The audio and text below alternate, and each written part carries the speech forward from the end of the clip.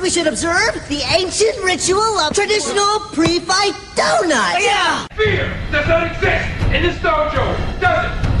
Am I the baddest mofo low down around this time? Shut up!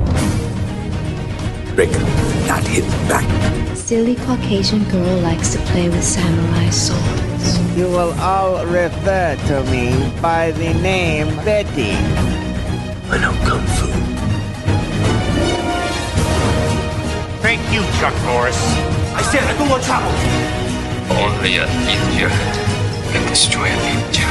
Defeat does not exist in this dojo, does it? No, Sensei! Now, who wants to go home? And who wants to go with me?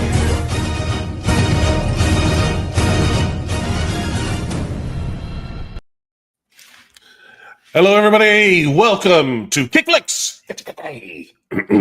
Thank you, everybody, for joining us. My name is Mike Gun Kata Mercadal.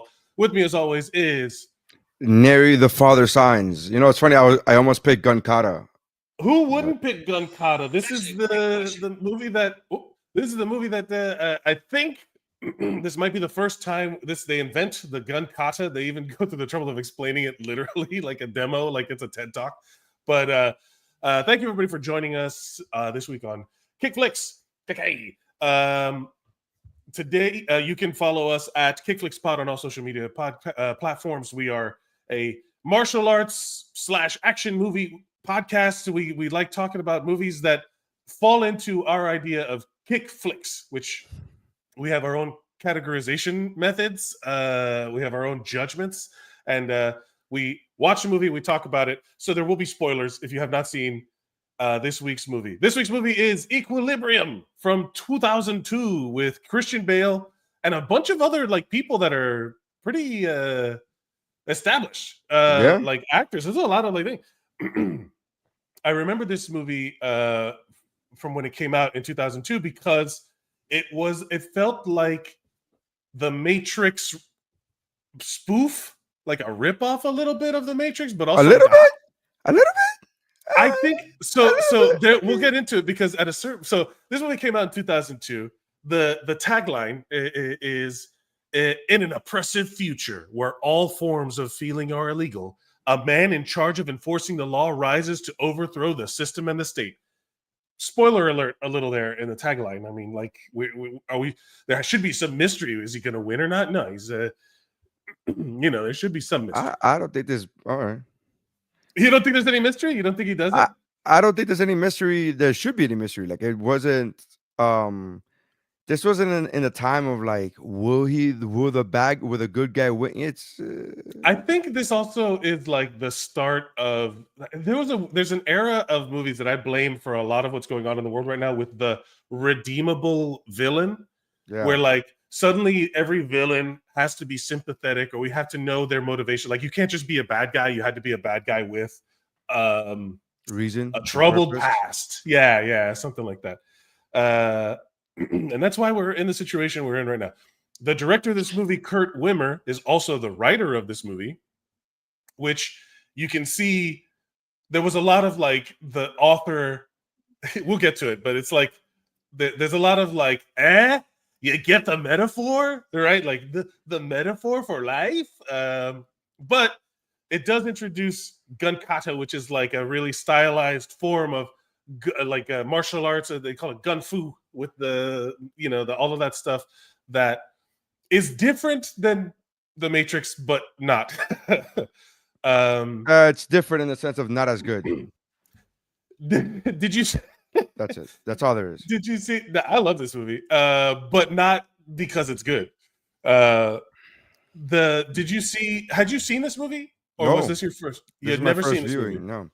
Can you tell the people what the process you had to go through to see this movie was? I was on a cruise ship, and what happens is the cruise ship, when you're on Wi-Fi, the cruise ship, it picks up whatever satellite is the cruise ship has. Your location, your location. So when I am in Europe, it is picking up the satellite from Barcelona or I don't know, something like that. I could always kind of tell which one I'm using because two things happen. One, the language would change. and two, the language you're changing your Google searches, just looking up Google searches, your language changes. And two, every once in a while, Facebook will hit me up. It was like, hey, you just signed in Madrid. Right. Is that correct? Yeah. And I'm like, yeah, that's me. Yeah. So this has its benefits and casualties. The benefits are that a lot of times living in Florida now, there are some sites that the state does not want me to watch. But there are, but this is the loop around. This is the little loop. The loophole. Yeah, the loophole. There you go. The little loophole that I could look at these websites every once in a while when the ship is in a certain location. The bad thing is I looked up this movie Equilibrium, and they were like, "Cool, it's on Pluto TV." I'm like, "Perfect. Pluto TV is free." And then I started watching it, and like the first 5 minutes, because it's a dystopian future and there's a voiceover, I legitimately didn't know if what was happening was actually happening, which was it was all in Spanish, including you're like, am I hearing this? Yeah, no. Am I hallucinating right now? No, it's not that I'm hallucinating. I thought to myself, is it meant to be in Spanish and it's like ironic or like part of the dystopian future, and now everybody only speaks Spanish, and then soon the movie will turn into English. Like that's what I thought. And in a dystopian future, everyone speaks Spanish. Yeah, and so they were like, so that's what I thought. I was like, are they doing this on purpose, or is it because of my location? Because it's not like the browser flat out tells you, hey, you are now in Mexico, so you're now listening to Spanish. It doesn't tell you got to pick up on certain things. So I tried to watch this movie, and then I waited for like 3 days till we were out of Mexico. The ship was out, and they were still picking up Mexican satellites, and I was like, okay. So then I went and bought the fucking movie because I've heard about this movie a lot. And if I would have dug deeper into my memory, I would have remembered that a lot of people hated this movie and a lot of people liked the movie. It's very divisive. But nobody ever says it's good. You either love it or hate it, but nobody ever says it's good. But I didn't think that far ahead. I was just like, oh, this is a popular movie. This is like Iron Monkey, where you go, you know what, just buy it because it's a popular movie. Yeah. And so I did, and $15 later, I'm writing to Apple. $15. It was $14.99. That's how much it costs? Damn. $14.99. And $15 later, I'm here writing to Apple like, is there a way to get can I just exchange this for a rental? Can I be charged for a rental instead of the full $15? Man, I commend you for buying it. I love so it was only because of the podcast. If I would not have to have done it for the podcast, I would not have bought it. Why didn't you just rent it? Again, I'm opposed to spending $4 or $5 for a rental if it's a movie, because I'm like, well, if I like it, then I just like I don't like the idea. That's fair. Like, I have owned this on DVD for a while. Oh, look who's in the chat. Hilda. Hello. Good morning, Hilda. Thank you for joining us. We're talking about 2002's Equilibrium with Christian Bale and Taye Diggs. Yeah. I owned this movie on DVD, and there is I remember this movie fondly because there's a very I cherish the old DVD director commentary tracks that you used to get. I don't understand why we can't have that anymore. You can. I don't understand where, like, but they don't like it's where, how, like, do they have it? Yeah, like they can just have it as a secondary. Well, no, but I'm talking about streaming. Like not streamers don't do it because they don't want that. But if you own the movie, you'll have that. If it comes in, I have it. I paid $15 for it. You want to go watch it? It comes with it comes with everything that the DVD comes with. It's everything. Oh, but that's if you buy that. Just goes to you go to the special features. You go to the special features, and right, and then you go to the and then you go and you pick the selection of like director's cut or director's commentary. Yeah. The director's commentary on this guy, he goes through, and because all of this was shot in Berlin, which was like already war torn. So that when they were showing like the dystopian future, and I'm like, well, there had a dystopian past. Yeah, that's you know so what I mean? true. Like that. That's so true. Like when they were having these shootouts in these buildings, like some of those bullet holes were just there. You know, like that was the whole time I was thinking. I was like, yeah, we need to find a country that's like pretty fucked up, and then they're like, yeah, we have a few of them. anyway, this movie I own. I enjoyed it. This was when I was in my like when I graduated high school and I was like in my like where I started. You know when you start to accumulate or collect like all of the stories you consume that you identify with, and you don't have to like you can choose all of those things. I was also into martial arts heavy then at that time, so it's like I was really collecting as much martial arts stuff as I could. And this was one that I was like, yeah, I love it. I was one of those guys that it's better than The Matrix. Ooh, wow. The idea, I get the idea. Like, I get it, man. Like, you're supposed to feel, you know. I was like a dumb 21-year-old. I'm trying to leave my review to. I'm trying to leave my final score to the. I'm trying to leave my real feelings, like somebody that's in this world. So I'm trying to leave my feelings out of this. So I don't want to say, how dumb what you're saying right now is. Again, none of it makes sense. It's KICKFLIX, baby. I look. We all have our own. We have our own unique and individual feelings, and we have to embrace them as this movie has taught us to do.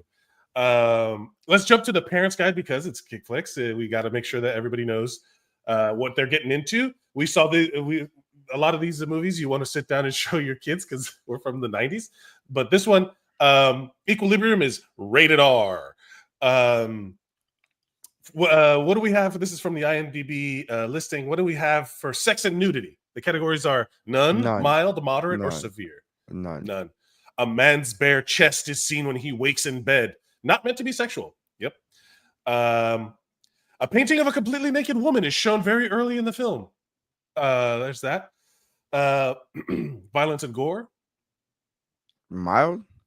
Moderate, because he Okay, goes through a bone snapping. Yeah.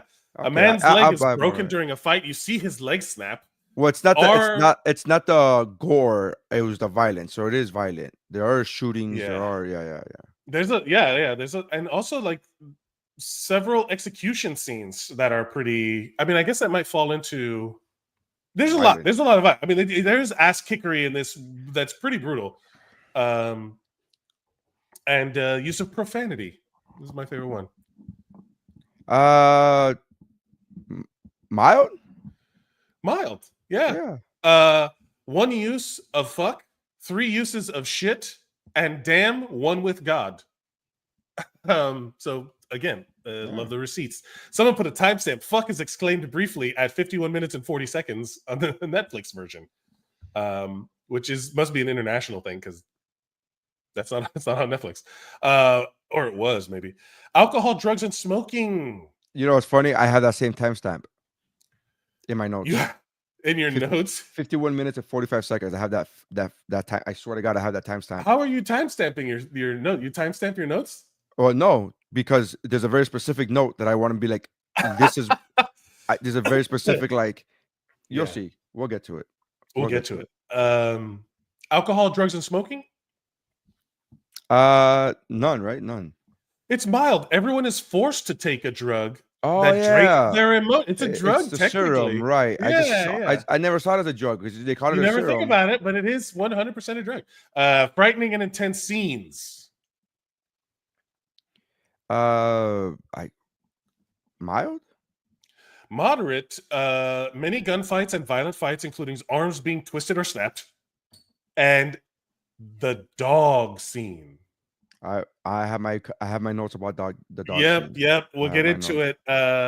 This movie, it was so that was moderate. This movie is 15 and over in Denmark. In Italy, it is rated teen. In Japan, it is rated Z. I don't know what Z means, but in the United States, it was rated R. What do you say we get ready and jump into the story of Equilibrium on KICKFLIX? Let's go. We start with the Miramax logo, which means it's good because nothing bad has ever happened under the Miramax logo, under the Miramax watch.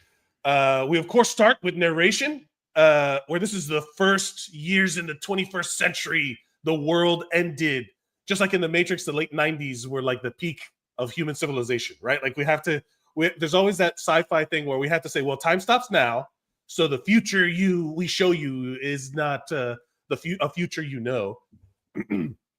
and like much like KickFLIX movies we've covered, this movie gets real efficient with introducing the Grammaton cleric. It gets real efficient with just dropping you into the story. Exposition dumps all over the place in this movie. And introduces the Grammaton cleric. After World War III, man introduces the new gun-wielding martial artist to attack all these cuck snowflakes and their feelings. So basically, it's like a lot of sci-fi movies. We have to explain how we got here. We cut to a police raid starring the guy from Prison Break, or basically, and they're basically just like protect the porn, because that is what elicits the most emotions, right? It's basically like a we see a full-on SWAT team of badasses making entry into an abandoned building, a full crew of police force, but we're not here for them. We're here for Patrick Bateman and 006 about to do some shit, because they have to show that the regular guys are good, but these guys are better. Yeah. So the moment he came on screen, the moment Bale came on screen, I literally yelled out, "Hey Bale, where do you get your clothes? The Matrix?" That was my line. Got him. Got his ass. And then I didn't realize that the whole fucking movie was a ripoff of the Matrix. I was like, oh, my bad. I thought okay, sorry. It's a ripoff of a lot of things. Like if you only know the Matrix, no. If you only know the Matrix, you don't know if you're not talking about 1984, you're not talking about all the stuff that the Matrix is based on. It's all there's like the Matrix is also a ripoff of a lot of other things. But they added the simulation element. This is just basically like the opiate of the masses is a very common thing in philosophy. All of these things, it comes made by Miramax, the same people who made the Matrix. Why not double dip? Who's running that place? That guy makes sound decisions all the time. He's like, that guy's never done anything wrong. We have these we have these black leather trench coats. What are we supposed to do with them? Oh yeah, we could maybe put it into this movie. Maybe this movie will work. Hold on, let me see here. Police yeah. So it literally is, but to separate it, to pull it separate from the Matrix, visually the style is that, but I don't think that the Matrix exists in the 90s and or like a messed up future where we live underground. This is in like a brutalist architecture city. And this, like, it's reality, right? We have to accept that reality. But they also always have, like, the city and then the bad area. Like, they're like, yeah, we haven't cleaned this part out yet. It only works here. It doesn't work over here. You know, like the nether. So in classic KickFLIX fashion, we get a scene that introduces just how truly badass these characters are supposed to be. Here come the clerics. And just like in 007, GoldenEye, 006 is there to kind of be like the mirror to the other guy to like set him on course. You know what I'm saying? Like it follows, if anything, it mimics GoldenEye. And I haven't seen GoldenEye in like 20 years, man. That's the one with 006, right? There's a lot of them with 006, but okay. There's a lot of them with 006? I mean, there's not a lot. Maybe there's more than one with 006. But yes, I get what you're saying. Out. So we have I think if not Casino Royale, the following one after that, I think Casino Royale had a 006 where they talked about it. Anyways, go ahead. I'm sorry. Anyway, the whole point is that Sean Bean is there to do what Sean Bean does. He shows up, he teaches a lesson, and then he fucking dies. That's all he does. Spoiler alert. And he sets the guy on his course. And he still gets top billing. He gets top billing. I'm telling you, Sean Bean, this guy's agent is amazing. Gets him in everything. He doesn't have to be there for the whole shoot because he just gotta die, and that's it. He's Sean Bean crushing it. We get a scene where he says, "When I go in, shoot out the bulbs because he doesn't need light. It's fine. He's good. He's that much of a badass." He brushes through the door, super stylized edits and cuts, and it blacks out in the room, and all the bad guys are like, "Hey, did we get him? Did we get him? No, you didn't get him." So this is the introduction to his badassery. And then we get our first introduction to Gun Kata. So I wrote, it's a cool ass shot of him running into the pitch black room that had windows before, but doesn't now. And it was during the day, but it's not daytime anymore, apparently. That's what I wrote. That was my note for this scene. and I You're was watching asking it. too many questions there. I was watching it. You know what's so funny? You can tell this is so funny. So I was thinking about this, right? Because I was like, oh, my notes are kind of critical already, like they were critical, right? And then I was like, you could tell when one of us picked the movie and the other one didn't, right? Yes. Because you were super critical of the movie Nobody. Oh, this is old man porn and blah blah blah blah blah blah. And then you were talking about, and you were giving examples of like his, oh my god, his ears would be blown out because you can't shoot a gun that that you're shooting guns that close to your ears and da da da. And then you watch this movie and you're like, there's no fucking ear protection. Everybody's shooting guns next to each other's faces. Like, this is crazy. But yeah, I took that is note 100% a real thing. I don't understand why in Hollywood movies, this is a real, as somebody who has hearing loss and tinnitus from like damaging my ears, the last thing I would ever want is to go like this with a gun, like to like right in here, like in this area. And that's all they do. It's like king.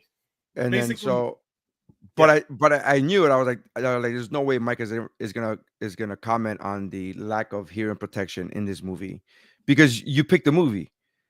So you like the movie, and then when I pick a movie that you've never, but you're like, oh, this is old man porn, this is middle-aged white man porn with Nobody, for example, and you were like, look, you don't shoot a gun that close to your face. I'm like, okay, like there's some, but here I am, and I'm like, oh, this is one that gets me every movie though. I don't like this about Endless Ammo. Really fucking annoys the shit out of me. Yes, they only really address it at the very last scene.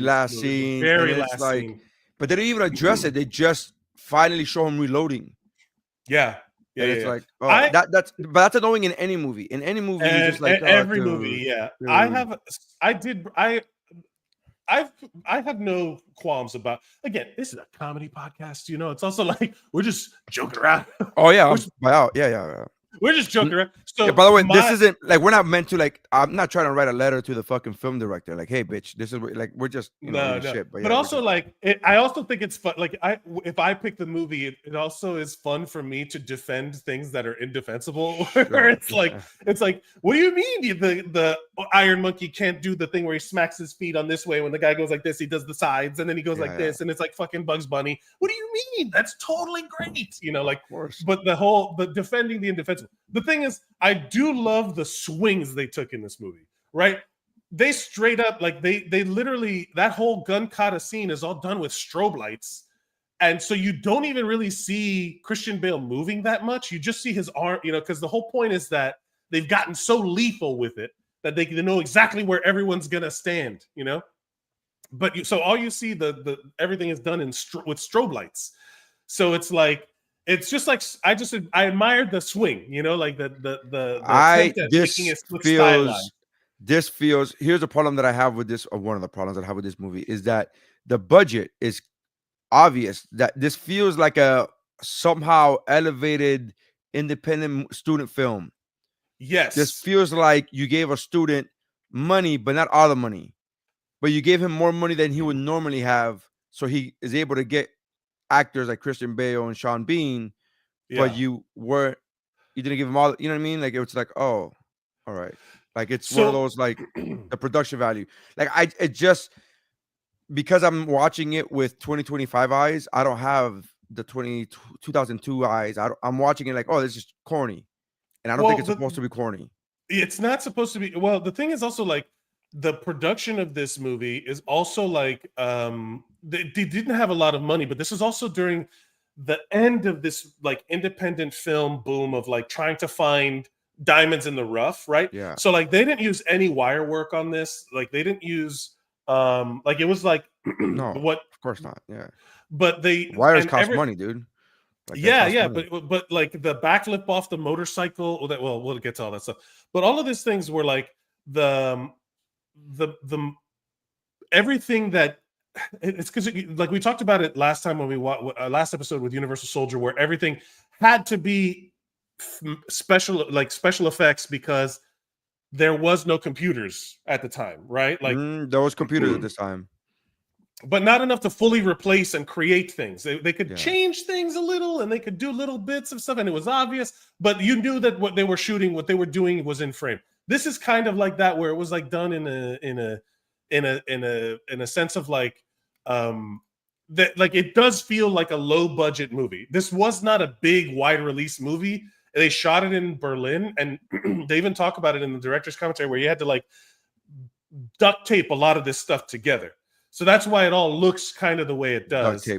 Duct tape together. It looks together. I get it. Like I get it. Now this guy also wrote Law Abiding Citizen, which I know you love. I do love that movie. He wrote the new Point Break. He wrote the new Total Recall. I love the new Total Recall. Yeah. He wrote The Beekeeper. He wrote the screenplay for Expendables 4. He's got a credit for that. Oof, that's the worst Expendable. Yeah, I know. But this guy is working, you know? And also, so he's done a lot of stuff. Like I said, I don't think this is the problem I have with this movie was the production. I think this is the problem with this movie is that all the movies you just mentioned have much higher production value. Like it's something that there's some things that are magical with a low budget, and there are some things that you just need a higher budget for. I think so too. He also, so this movie, his style was seen in, because remember this is also the time of like Resident Evil, like all of these, like everyone was looking for an action thing, and like a visually specific signature style. Yeah, and we need our own black trench coat movie, The Underworld. We can't do the money. We don't have the money for the slow motion camera rig that costs thousands. Now they do it with iPhones. Like, but it used to be like millions of dollars to get bullet time.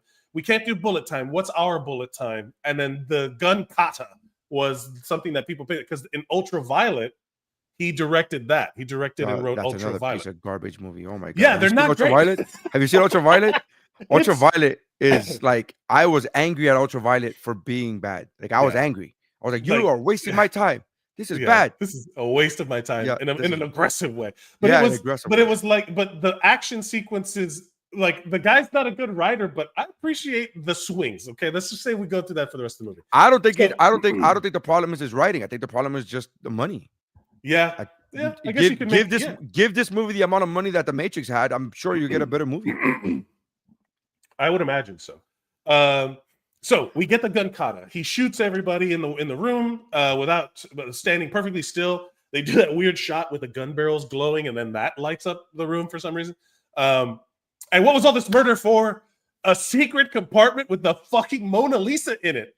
Get it? Art is bad.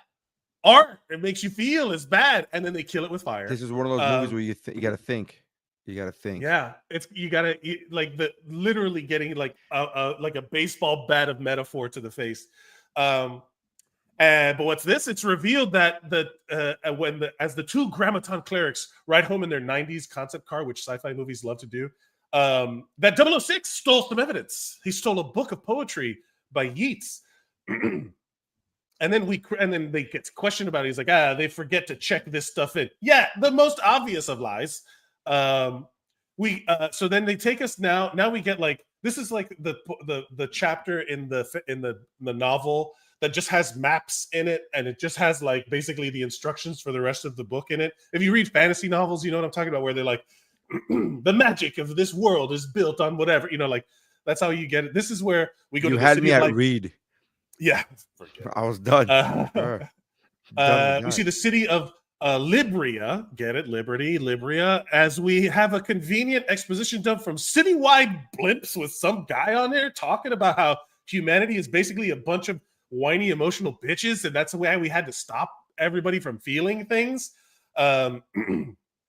We're introduced to our connection from the last movie, the serum that makes you not feel things, and then the clock strikes whatever as we're panning through this city of people doing all of their business, and then all of a sudden the alarm rings and everybody just straight up.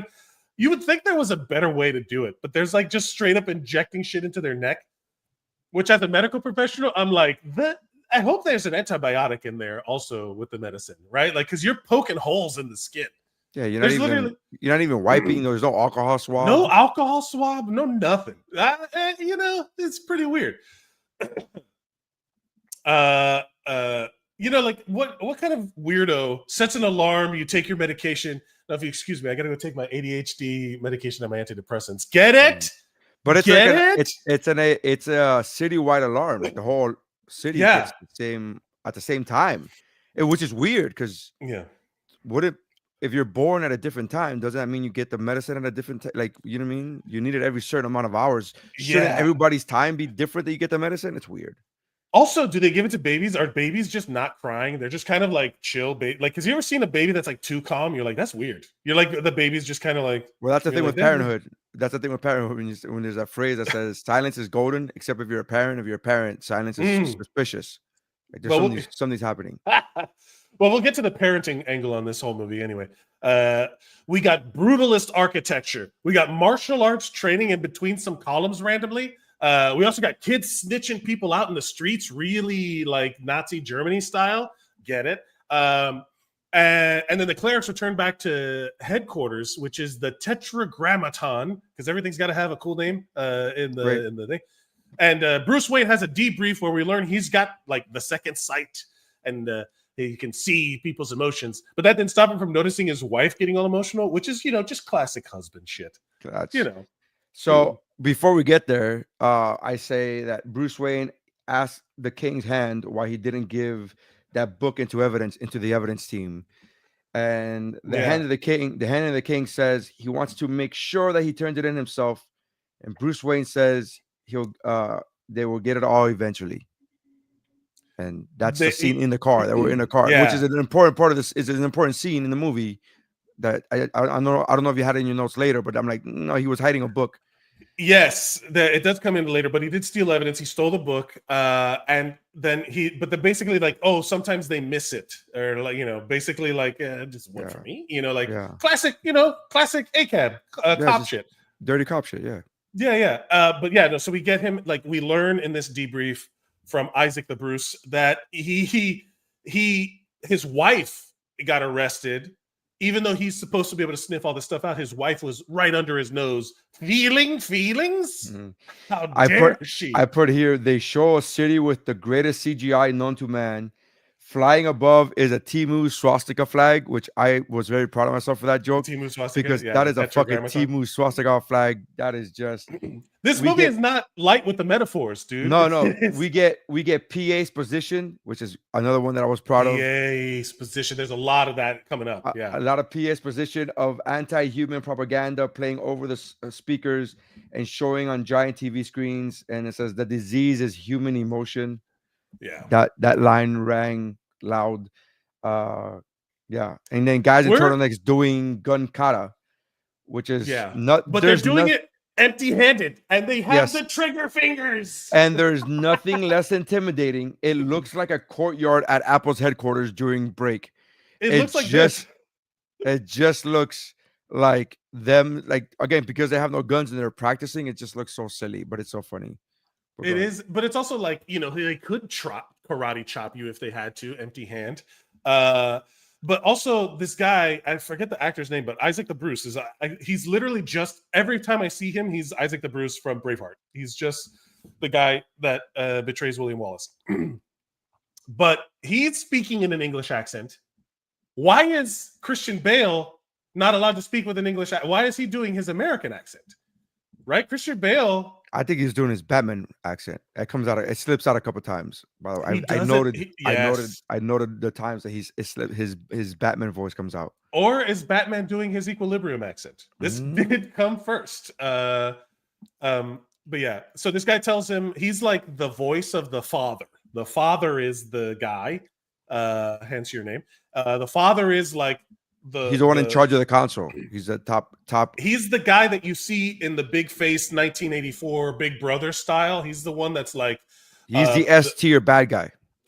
He's the guy. and then this dude is the voice of the I forget what his name. I did not hear his name at all in the thing, but he's the voice.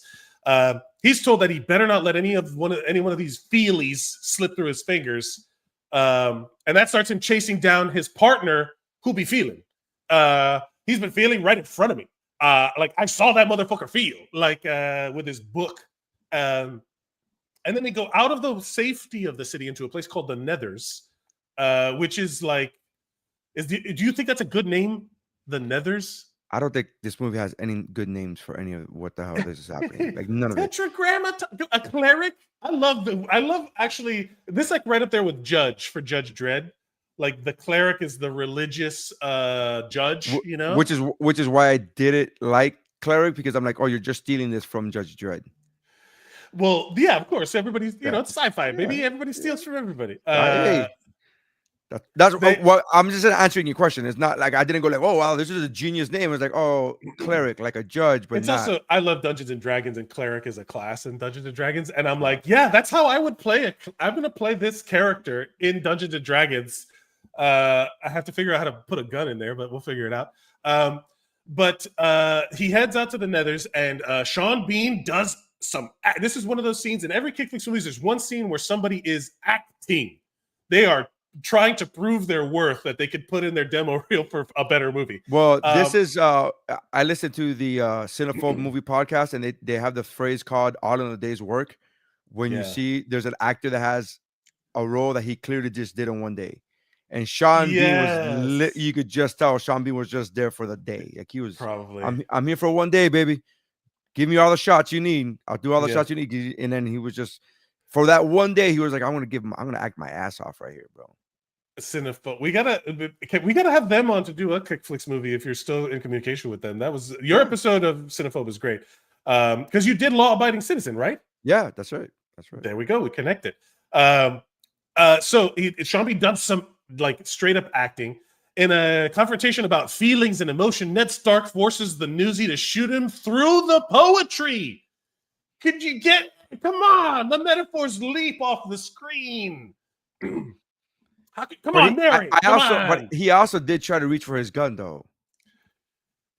You know, the poetry is bad. Yeah, he also did there try is to that. reach for his gun. He tries to reach for his when gun. we see the corpse, and then when we see the corpse later, there's no gunshot wound in his face. But whatever, I get it. Or anywhere. Really. Well, you know, the book stops it. We really don't see. We really don't see it. But I do that he holds the book up like, if you can't see me, I can't get shot. It's a bulletproof book, you know. And then boom, Taye Diggs appears. That happens a lot in this movie. Yeah. The sudden Taye Diggs appearance. And I guess they're partners now. And apparently he's sucking up to. They start to like leave the scene, you know. They start and Taye Diggs. I have zero recollection of what his name is in this movie because he's just Taye Diggs. Do you think that Taye Diggs did a good job acting in this movie? I'm not a Taye Diggs hater, by the way. I'm asking specifically about this movie. I think he plays. I think he's doing his best. Like he's just like they're having maybe this is a director problem that I have with this because this is a very difficult thing to pull off because the whole point of this movie is that they can't show emotions, and Taye Diggs is acting and he's not acting bad, but for the role he's playing, he's showing emotions and he's not supposed to be showing emotions. So much so that he literally cracks smiles while he's looking at I was gonna say Keanu Reeves at fucking Keanu Reeves, at Bale. He shoots over like smirks and smiles. I'm like, no, those are feelings, those are emotions, those are literally our faces emoting what we're feeling, and that's the point. You're not supposed to be doing that because you are a cleric. That happens a few times with this guy. That is a yes, 100%. You're 100% correct. That's why I'm like, he does a good job. I believe his emotions, but that's the problem. He's not. Problem. You know what I'm saying? Like, I think he does a good job acting, but for this specific role, you were not supposed to show the emotion. It's the wrong kind of acting, right? Yeah, the character would not be doing what he's doing. Yeah. So yes, I fully get your point. And then it happens also with the guy, the voice guy, the guy. So they're partners, but so as they're driving back, they're doing this conversation. So he's like, I think you're awesome. He's like sucking up to him, but he's also kind of threatening him. And then I put flirting question mark. Flirting question mark. Like it feels like it's do you want to fuck me? Like what's happening? Is that not how you flirt? Like it's like yeah, but like well, I was wondering why I struck out so much. It was because I was like a thinly veiled. It's like a thinly veiled threat behind a over the top compliment. Yes, yeah. It's like very weird, and it's like, are we about to do this? And it's like, what's happening? What are we doing? Yeah, it is an odd tone set between the relationship between John Cleric and Taye Diggs. We get more history lessons through, what was the word you used? PA's position. Yeah, PA's position. Convenient TV programming in the background as the cleric comes home. He sees his son being propagandized on the TV. Real quick. Before I just wrote, there's a note that I wrote for Taye Diggs. Taye Diggs, his new partner, to help him get his groove back. Yeah. He calls himself intuitive and can, quote, sense what others are feeling before they do. And then he waits an awkward amount of time to talk. Yeah, and for somebody who's like, oh, I can sense what others are feeling before they do, is like, do you not feel this awkwardness? Because this very much feels like the accountant would thrive in this situation. Yes, in this world, he'd be fine. But also, like, we learn later how intentional this all is, right? We learn later what like, again, this movie is a perfect screenplay and it's executed flawlessly. So we see his son being propagandized, and then we learn that his son is like a snitch. Like, you are a snitch, like your father before you. He was a snitch. He was a patrol in school. Like, he was doing those safety patrols with the orange badges. Their sons hall monitor energy, real strong hall monitor energy from his son. So he has a son and a daughter. But here's the thing: I get it. In the console, they explain to us that he has a son and a daughter. Yeah, we don't learn that this is his son and daughter until later, the end of the movie.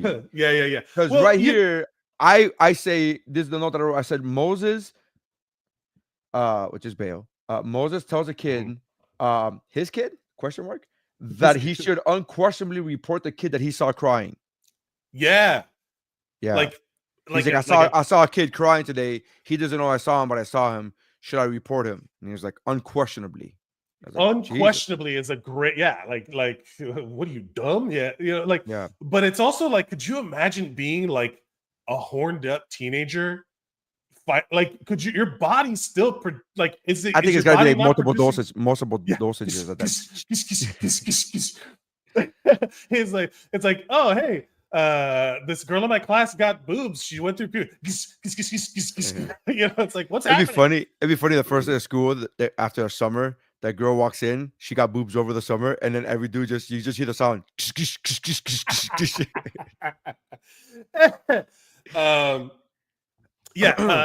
So family nighttime routine happens. The cleric is John Cleric going to sleep, thinking about his delightful piece of poetry read by Sean Bean. Who wouldn't? It's like dulcet tones in your ears in his northern accent. He gets flashbacks of his wife getting swatted. Like, dude, and everyone is like, dude, she's feeling. Ooh, you didn't know? Ooh, how do you not even embarrassing know? For you? Yeah. Ooh. Yeah. And in the morning, yeah. It says flashback to when they took his wife. We see martial arts, or do we? I don't know if that's considered martial arts. You're talking about the where he's fighting the guys that are taking his wife. Oh, yeah, no, that's we see there's some that does it count? I don't know. I didn't count it. I'm just saying that's just a struggle. So far, I don't think anything counts as martial arts, because if you have a gun and if you're not dispatching them with your hands or your feet or your body, a gun does not count as a martial art to me. But they're doing that thing where they're trying to cross the streams. See, that to me is that's a slippery slope, because would you count a sword as martial arts? Of course you would. Would you count nunchucks as martial arts? Of course you would. Would you count a sai as or a would bow? You count a bow and arrow as a martial art? Because that's projectile, of course. Again, I say yes. I'm literally gave you the Ninja Turtles weapons one by one. Yes, no. The Ninja Turtles are clearly martial artists, but the range, the distance, I think, is also like you could, like, are the guys from Wanted? Remember the movie Wanted where they curve bullets? Is that martial arts when they learn to do all of that stuff? I or have you not spoil my next pick. Spoiler alert. In the morning, we see the morning routine, but John Cleric breaks his morning meds, and we learn his son is a snitch to him too. He's like, you can handle that shit? And he's like, yeah, I got you. Yeah, we're gonna go to Equilibrium. And then not only that, he's like, I told your partner, I told your work that you're going to the doctor. It's like, kid, what the hell? You know? But there's two things I wrote here. I said, one, he drops his serum and his kid tells him to go log it into and get a replacement. And then I wrote, this is my note. His kid is a dick. Yeah. That was my note. There was nothing creative or funny. I just wrote, his kid's a dick. Yeah, his kid's just straight up hall monitor snitch energy. Also, and then did you notice the vials are shaped like bullets, and they're in a thing that's like a gun that you shoot yourself with, like you're committing slow suicide? Get it with the metaphors. I wrote that the fact that kid goes, I hope you don't mind, but I told your partner, and I was like, I hope you don't mind, bitch. That's a feeling. The fuck out of here. Right. Interesting. What counts? That's a good point. What counts as a feeling? Because some of them I just accept, like, yeah, whatever. That certain elements of life have to happen. But also, if no one has emotions, why have a family unit? Like, why have love? Why have and how do you have an yeah, you have to get horny. Horny is a feeling.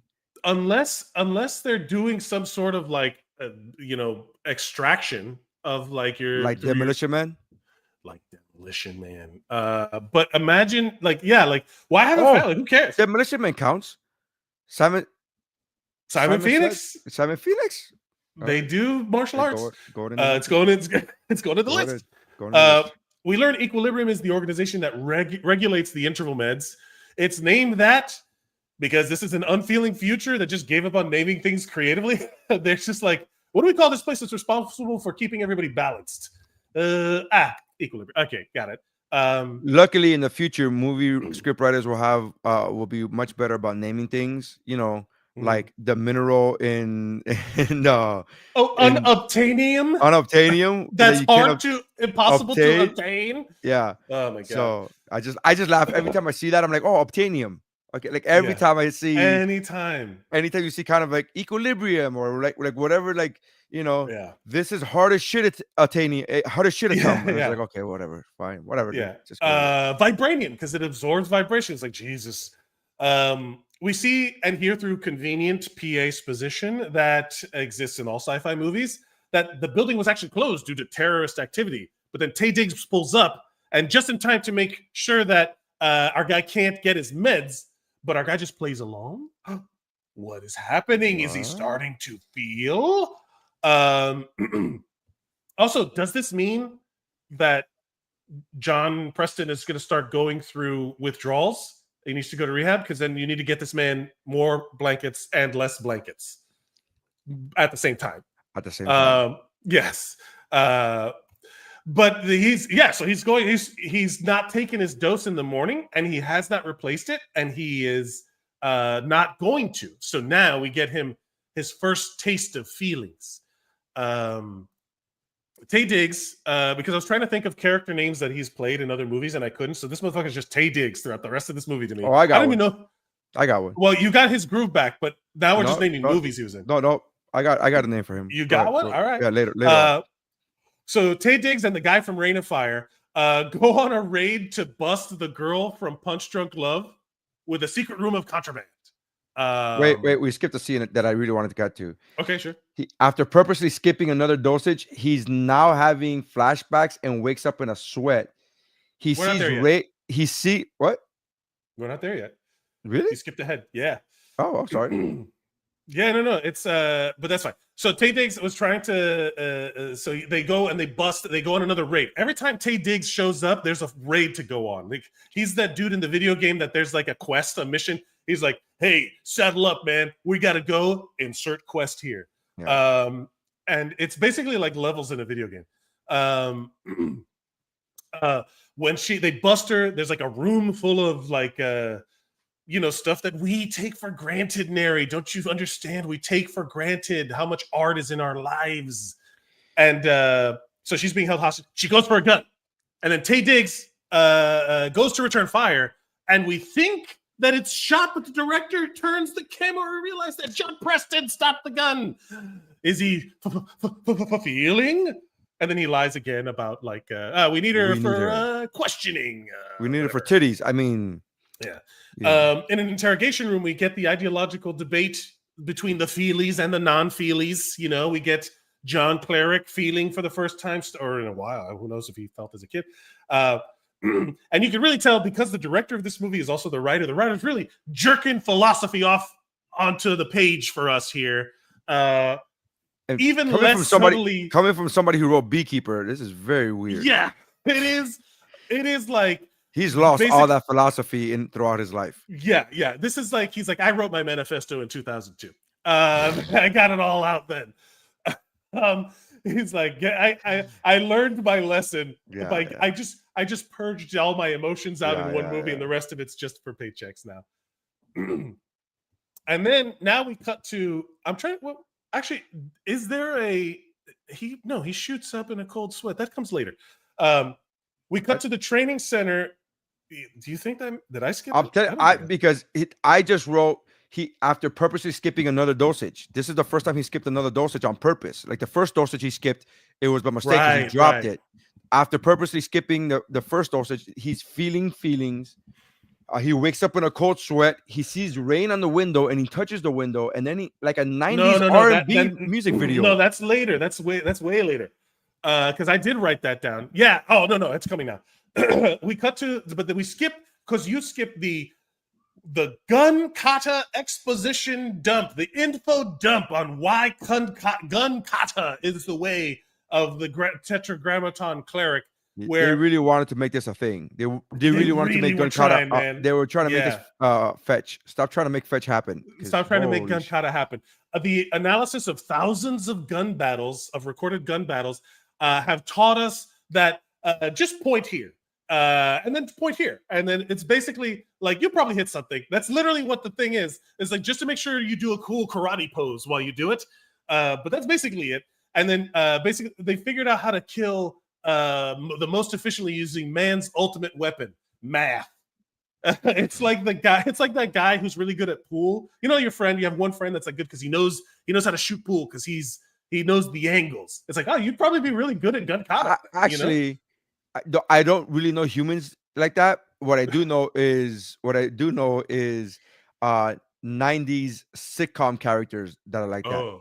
Like every 90s sitcom nerd, Steve Urkel. Yes. Oh wow, yes. I'm actually good at pool because I know geometry, and it's like every like, you know what I mean. Even they did it in the Spider-Man movie with he's like, wait a minute, this is I'm in Doctor Strange's world. This is all geometry. I'm good at geometry, and he figures it out because he knows geometry, and it's like he knows math. I'm telling you, these nerds are writing action movies now.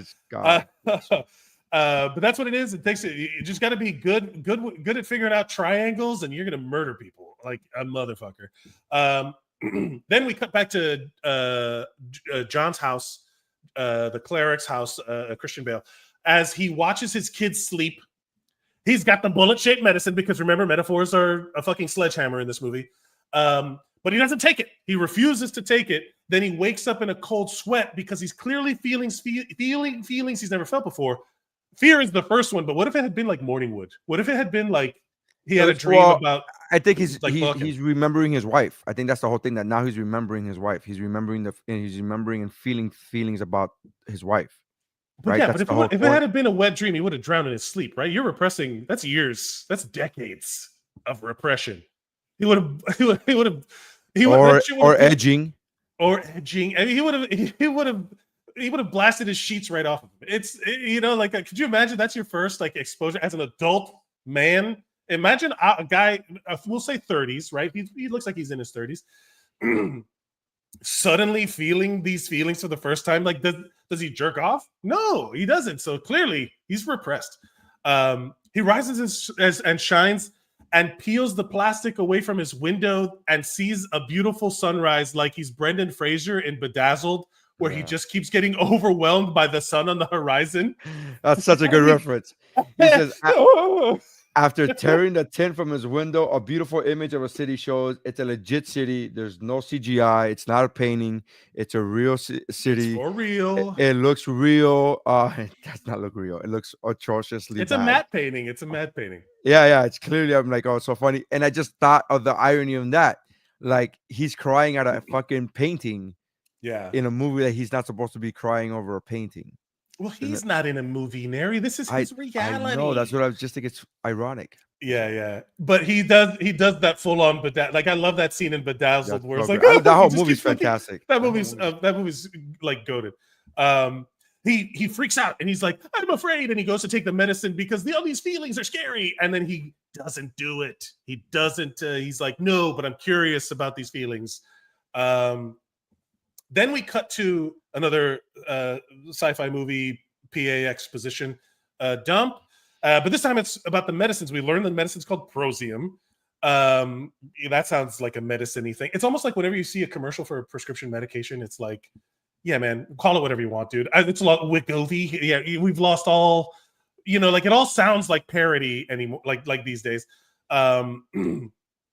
It's just reminding us of things we clearly already know. The emotions, remember, he's wrong because he's feeling, but we, in a crowd of people, like in a massive crowd of people, 1984 style, he gets his medicine and he dumps all of his bullet-shaped medicine and to hide it amongst the crowd because my man just wants to feel. Imagine feeling what ecstasy feels like. I can imagine that's what he feels like he's on ecstasy, right? Because he starts rubbing his hands on everything. I thought he was gonna. He took his glove off, and I thought he was just gonna do it so he could feel the woman's hand. But no, he just wanted to feel the railing. And I'm like, don't you do that? I remember that as a kid, where you walk by a fence and you go, or you touch. He was like, your mom would tell you, don't touch that because it's dirty. But I would do that. I was a very tactile one of those kids, so I totally get that feeling. That's like doing your hand, the dolphin hand in the car. Yeah. You feel he's feeling it, man. The guy's rolling balls right now emotionally, right? Could you imagine? Suddenly, all your eyes are open, pupils blown out. He gets to his desk and he starts seeing things, man. He's seeing sounds and hearing colors and shit. And here comes Tay Diggs fucking cock blocking again. And he's like, come on, we got a job to do in the nether. What are you doing? He's like, I'm changing my desk around. And he's like, why? The fuck, I can't change my desk around, motherfucker? Well, because I didn't know that was a feeling. That's a sign of human creativity. It's a sign of like evaluating your. I don't know, man. I'm fucking making it up to make this good. But it's basically like he's basically says, I'm trying to figure out efficiency. Again, also kind of a feeling. Like, where do the feelings start and stop? What makes us human? But then he does his quest giver thing where he's like, come on, we got a job to do. And this time it's a full-blown like terrorist cell shootout in this warehouse office building style thing. But our guy's having to do all of this while feeling. Fuck that. Universal soldier me, please. This is too many emotions for our buddy John Preston. I had written that in the notes. It's like he gets a Unisol serum. Yeah. You got to cool him down. But so this is the first time he's doing his job, fully feeling his. I imagine this is like when someone gets sober and they have to go to the office and they're just like, oh my God, I was doing this. I have to do this sober. Gross. The group gets taken out, right? And he starts doing the ecstasy, touching everything again, and he discovers a stockpile of emotional damage in the form of Beethoven playing on a little old-fashioned gramophone, which would be honest, gotta sound fucking good. And if I was rolling balls, it would bring me to tears too. Like if I was tripping, I would be like, this is beautiful. So I like the fact that he starts crying and he's like, he plays Beethoven, and the only thing I could hear is breathe, Brandon, breathe. Listen to the Beethoven. Take in the Beethoven. And all I can listen to is like, oh, this guy's ready to fucking fight now. He's ready to take on. He's ready to take on Olympic Kubo. wrestlers. He's ready to take on Olympic wrestlers now. This guy's ready. Yeah. He's ready to take on Tom Hardy in the final round. But yeah, he fully has an emotional moment. He's crying, emotional release. This would happen. I went through a period of my life where I just could not cry. I did not cry for like 20 years. And I would see like on the sub. Yeah, I would see. For real? I'm not saying I'm healthy. I'm not saying it's real? Right. Yeah. Like I just couldn't cry. When was the release? What year was the release? I don't know if I have. Maybe like a couple years ago. But literally, I went through a phase where, like, I'm exaggerating the time. I don't know, but I just can't cry. Like, I'm not an easy crier. And I would see girls on the subway, right, crying in public, and I would look like I would see them, and I'd just be like, "Oh man, that looks great." I wish it, like, because at some point I cry all the time. I wish, dude. I wish it looks dude, like it feels good to stop. I cried 3 times watching Warrior for this podcast. Like, I'm not even trying to be funny. I cried 3 separate times in that movie. It was the father's, dude. Obviously the father-son shit, but I was just like, oh my god. I was like, I'm not gonna cry at the fucking fighting. I'm like, oh, this fucking. I wish, dude. I can't do it. Wow. And I would see, but like he has that moment.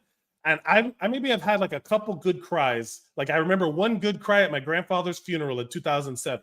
And it wasn't even because I was, you know what I mean? Like genuinely, I can point. I got to the point where I would watch like inspirational singing audition videos, like America's Got Talent and shit, just to like feel things. Wow. It was like, bro, I used to, for years on my Facebook, I used to post like videos that would make you cry, and then the caption would always be, "Have you had your daily cry? I got you." I remember that was me, and I would do that every day because I would, and I wasn't, that wasn't like lip service. I would literally cry during those, like I would watch that and I'd be like, "What a pussy." Yeah, and I would be like, I'll be sharing that on home. I'll be sharing it on Facebook like this, like literally wiping tears from my eyes, typing. Like, oh, I'll be crying. Like, I've gotten better about it, but it's also like there was a time where it was bad. And I feel this movie where I feel like I understand that like that release that would come from like decades of not you know. And then so he has this experience, but he doesn't get caught apparently, because then on the way out, everything's getting burned, whatever. And then Taye Diggs is like, "Hey, are you going to report that?" And we learn that he himself has stolen a book, like 006 did in the earlier scene. He steals a book. This is why I don't read books, bro. Get you. That's why, because the tetragrammaton clerics. Right. But yeah, and then so he has the book and he steals the book, which is a direct parallel to the 006 scene, which you were talking about earlier. I don't know if you mentioned what you want to mention. Well, yeah, that and the fact that there's 2 things. Yeah. There's like the whole thing, him stealing a book is important. I just wanted to make sure that was that bullshit excuse of like he uses the same exact excuse. Then he uses the same that I learned it from watching you. Then we discover that even in this future that people don't even know what pets are. They're like, why would you have love for an animal? Get it? Get it? Metaphor sledgehammer. And there's a pen of dogs where these people were keeping pets. And then these fuckers just start shooting them. This is trigger warning. It was bad. It was brutal. Literally, I wrote this down. I almost stopped watching this movie and just out of sheer like fucking like, no, I'm not watching. Fuck it. I'm not watching this movie anymore. Because I wasn't already feeling this movie already. But then this scene happened. I'm like, I don't need it. The metaphor sledgehammer was rough on this one, but they start doing all this stuff because again they're unfeeling bastards, and we get it. But they showcase this thing, and all of a sudden a little puppy Burmese mountain dog escapes, and he catches it. They're the cutest. They're so cute. A cute little puppy. And that's another odd on a day's work. That dog only worked that day. That dog only worked that day, and then at the end, when the dog, the dog gets rescued because they're like, "Oh, just throw it back in. I'll shoot it with the others." It's like Jesus, and he's like, we have to check it for disease or whatever." Again, obvious, like anybody, it would be like, I guess when you have no emotions, you're just bad at detecting lies. Right. But yeah, it's so stupid. He's like, "Hey," and he takes the dog. And then we change scenes, and we get another. He tries to white fang the dog. Get. Yeah. He tries to white fang it. It doesn't work. So I was trying to think of the name of the character to see if people know, but like the dude from The Big Short has another debrief with Isaac the Bruce. But this time in the classic sci-fi stuff, he's not in person. He's got huge head on giant screen sci-fi trope. And we learned that the government or whoever this is not taking the council. The father is not taking prisoners anymore. it's the will of the Father, and he is law. And we see this dude, the voice of the Father, is straight up having an emotional impact because he's like upset. He's upset. And then we see everybody having emotions because John Cleric does the Arthur meme with the clenched fist. Yeah, he does it. The whole time I kept saying, fear is a path to the dark side. Like I kept saying that because I'm like, this isn't an emotion. These are all emotions. I was like, did this guy, whoever wrote the movie, that has never seen Star Wars? Because anger is an emotion. He thought anger is not an emotion. He's like, oh, this is not a. And I'm like, and the funny thing is that the whole reason why they are neutralizing human emotions is to stop people from wars. Yes. And anger is the one that leads people to wars. Yeah, and that's what they say, that like every human, the problem with, it's very misanthropic is the word, where you just hate people, where it's like the problem with humanity is all the humans. You know what I mean? Yeah. Like it's like, yeah, I guess. And then now this is the time that's such a fucking pretentious statement to make. That's yeah. Oh, I hate the people are the problem with humanity. It's like, Jesus, all right. Guns don't kill people. People kill people. Oh, okay. Okay. All right. Yeah. You're technically not wrong, but you're still technically a douchebag. But you're still technically a douchebag. Yeah, exactly. It's that Big Lebowski line of, you're not wrong, you're just an asshole. Yeah. Cleric Preston has a little rundown memory lane with the footage of his wife, and then because he's like, why are you watching the most emotionally engaging shit? You're a rookie with your emotions. Don't do it. You're gonna get caught. Yeah, he's like ODing. He's like trying to OD on emotions. Yeah. He's like a teenager that gets their first case of beer and is like, yeah, and then I'm gonna drink the whole thing. Like you just don't learn your lesson. He's a teenager who's like had a sip of alcohol and then he goes out and buys a MD40. He's like, this is good, right? This is good. It's like clear. It's like, Jesus. You gonna learn today. Yeah. You gonna learn today. And then he goes to pull out evidence from the lady, Mary O'Brien, the punch drunk love lady, and he fondles it molly-tastically because he's still emotionally rolling balls. And then he heads out to the nether, like, I never saw it as emotionally rolling, but that is a perfect fucking metaphor, dude. That is exactly what's happening. I never saw it as emotionally. Senses are. Yeah, his senses are on overload. They're on overload. Yeah, right. Because he's feeling feelings, but also like I equated it to like the touch. It's perfect. It's a great. I never, because I don't do drugs and I've never done them. I don't immediately go there. Not saying that you have, but you've also worked in emergency rooms where you've seen plenty of this shit come into the emergency room. I can neither confirm nor deny. I'm trying to give you legal leeway. Yeah. So like, but it's just funny. Yeah. Go ahead. I never put it together, but it's perfect. It's a perfect analogy. He's literally high on his own emotional. He's high on his own supply right now. Yeah. And then so he's like doing all of these weird things, and then he's like, I'm gonna go out to the nether. But Taye Diggs is onto him, and he sees him. They show that he sees him, and then he tries to do he tries to do the white fang. He tries to free the puppy, like get. He tries to get on out of here, get on, get. But how could you resist a face? You see the little puppy, so cute. And then all of a sudden, I wonder if they got a Bernice because of where the location of where they were shooting. I wonder if they're more abundant there.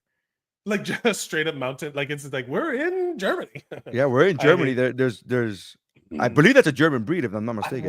I wonder where are Bernie's mountain dogs? So I just wonder if they're like everywhere. They're like, oh, there, we could just find those everywhere. Yeah.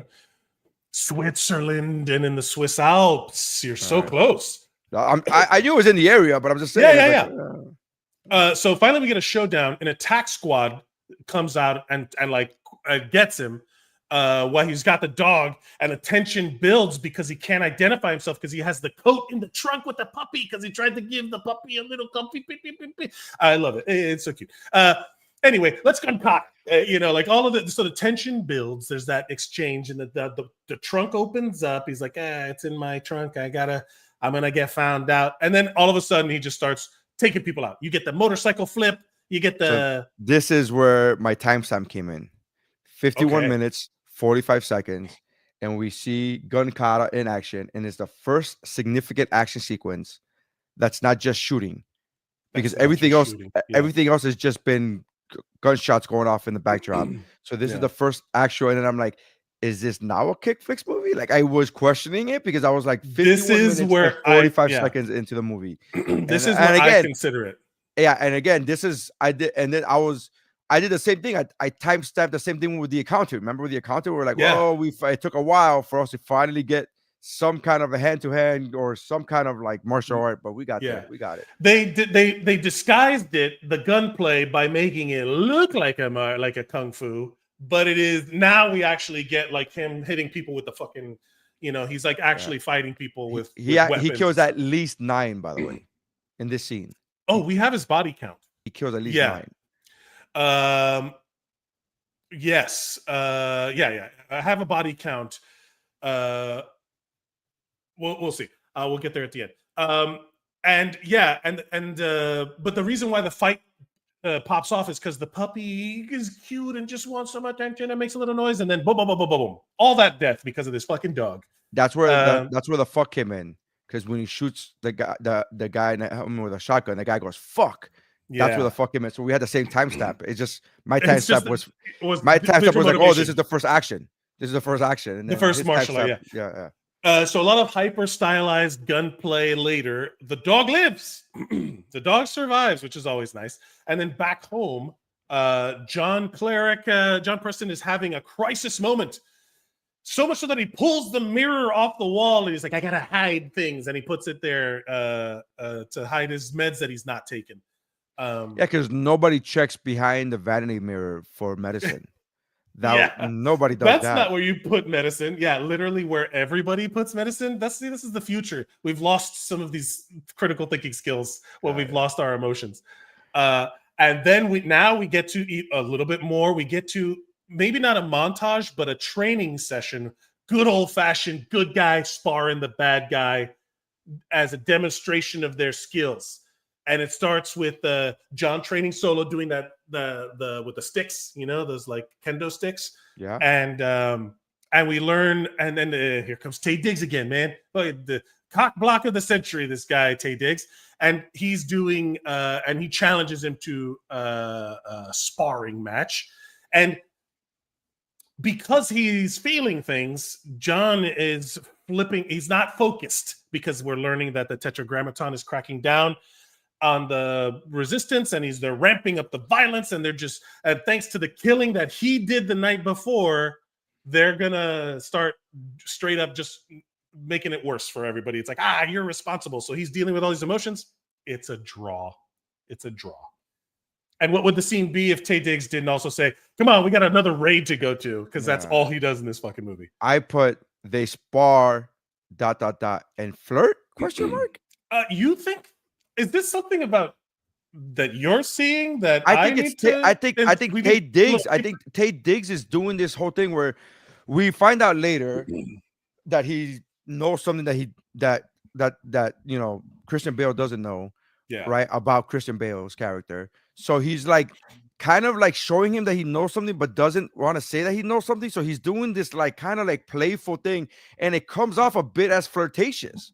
Not only that, emotional. He's showing emotion in this scene the whole time. Yeah. He's like kind of smarmy about it, but again, that's it. Swarmy could be like he's like kind of like a dick about it, which is like a lot of people interpret charming someone to be like, all you gotta do is be kind of an asshole with a smile, and then you're good. That's kind of like what I was. That's what he's doing. What I mean when I said flirtatious, I didn't mean literal flirtation, but I meant like he's kind of like playing with him. It's like, is it so swarmy? That's a good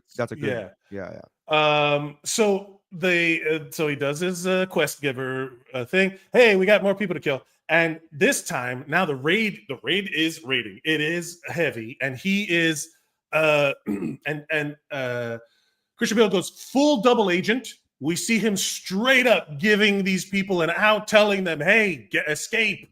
And then he helps them by killing officers with more gun kata, and he starts smashing motorcycle helmets. And this is martial art. He's pistol whipping the shit out of these people, hyper stylized pistol whipping. But he kills a whole bunch of cops only. Well, I will say this. This is the first time I see in the gun kata. This is one of the things where I have to be honest about it. everybody should take a step back, right? Because at that point, like, we have guns. We don't need to be this close. Nobody does. He starts off first of all, he kills 2 guys first, right? Yeah. And then the second guy that he kills, after breaking arms or whatever, he does this spinning heel punch to the face. Yeah. That we are meant to think that he did it 3 times, but it's like the laziest copy paste. It just looks like the same exact. They're doing the Jackie Chan where you show the hit more than once to emphasize power. Jackie Chan does it in different angles, and this is the same exact it's angle. The same angle. Yeah. Ooh, this is you could tell. Like, you gotta let the eye register. They do it in Rocky as well. They do it in every fight movie. Yeah. It's like if they show different angles. But and then there's 6 guys that surround him. They are so close, and they have fucking assault rifle. That's not even the range for the fucking rifle. Like, why are you this close? I kept laughing because I was like, oh yeah, okay, I get it. Yeah. But he takes the heel. He pistol whips him with the butt of his handguns, and it just looked cheesy, man. It just looked bad. I know it's supposed to look badass, but it did not look badass. They're trying. It looked like a little kid trying to play drums with the pots and pans. What it looked like. This was one of those moments where I was like, also, you have guns, like, just, shoot. You don't need to do because I think it went on too long, but also all these guys are clearly, like, this is classic action movies. That's why ninjas were popular. They dress everybody up the same, and then you have like maybe 10 actual fighters, and everybody else is just for when the body hits the ground, they go cut, and they put that other guy on the body. And so everybody kind of is interchangeable and etc. So these guys are wearing motorcycle helmets and trench coats, and that's like their fight attire. Well, excuse me. Whatchamacallit? John Wick does the same thing where one stunt guy will play different roles in the same scene. And that's just. Did you watch the documentary, the Wickest Pain? I started. I never finished it, but I started watching while I was sleepy. One stunt guy goes, yeah, I've been killed by John Wick more than anybody else. And he says, in that one tunnel scene alone in Rome, I was killed like 4 times in that one tunnel scene. But it's the true. same scene. The only time I've ever done an action sequence was in this like independent bullshit martial arts movie that my friend was in, the Street Survival. Your dad was in. My dad was in. We should do Street Survival on KickFLIX. No, I'm not paying for that. I'm not paying. No, that's so funny. Or a watch party of it. It's terrible. But that's when I was like, okay, I saw the what they were trying to do, to try and make it look good. It is not easy to make that look good. And if anybody's seen, I highly recommend everyone go watch Every Frame a Painting on YouTube. Every Frame a Painting does like these video essays, and one of them is about Jackie Chan and his style of editing. And it broke my brain when I watched it, because it is true that a lot of Western directors have to hide the fact that these people aren't good at fighting. Their actors aren't good at fighting. Yeah. So there's a lot of these little tips and tricks, but it's hard to make things look good, especially even if they're good at fighting, because you have to do things right, whatever. The whole point is that all of these dudes could have prevented their own deaths by just going like, yoink. But ultimately, so there's this whole raid going on. John, I just wanted to make a note. Just wanted to make a note that this is right before here when he's telling the group of resistance fighters to go. Yeah, is when the Batman voice comes out. Yes. He goes, "Go, damn, go, damn you, go," and he just does that. I'm like, "Oh, where is she?" Yeah, exactly. I was like, "Yeah, okay." Ultimately, Taye Diggs catches them all, and he's like, "You flush him out, and I trap him." He is a perfect symbiotic relationship. And then he's like, all right, if you want our team, kill them all. And he hands him a gun. Can I just tell you that I just want to give you this note because this is where I came up with Taye Diggs' name. The group that he was leading out has been captured by Benjamin Coffin. Oh, my God. My God. And the group did not have the rent. So he opts to let the cops do the killing instead of doing it himself. Oh, boy. Man. Don't you dare rent me. Don't you give me rent.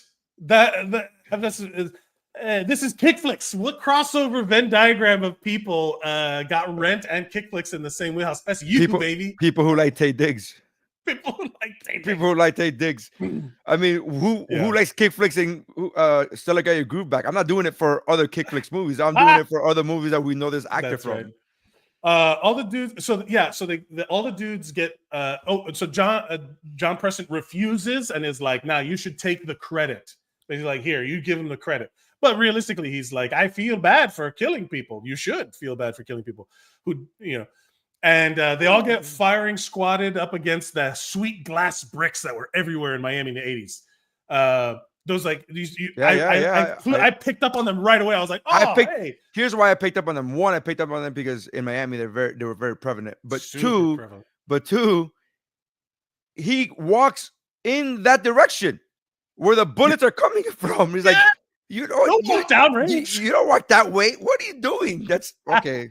I'm not a cleric, but I know enough. You guys are shooting this way. I'm gonna walk this way. Like, don't. I shouldn't do that. I probably shouldn't. Straight up. So after that, there's they do the he gives credit to the other people, and then Tay Diggs doesn't even shoot the guys himself. He's just like, all right, I was gonna get these guys to do it anyway.